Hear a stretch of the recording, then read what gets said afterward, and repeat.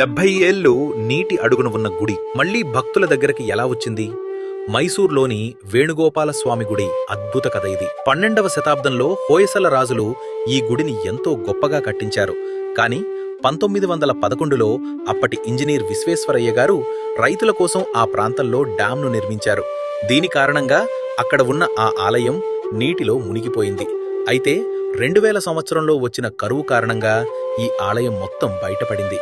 70 ఏళ్లు నీటిలో ఉన్నప్పటికీ చెక్కుచెదరని అద్భుతాన్ని చూసి కోడే ఫౌండేషన్ వారు ఆ ఆలయం మొత్తాన్ని యథాతథంగా డ్యాంకి దూరంగా మార్చే సాహసం చేశారు.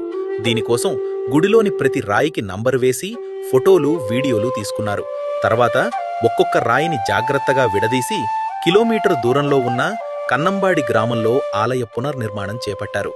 దాదాపు 10 సంవత్సరాల వ్యవధిలో పాత కట్టడంలోని ఒక్క రాయి కూడా మారకుండా తిరిగి అచ్చం పాత గుడిలాగే అద్భుతంగా కట్టారు.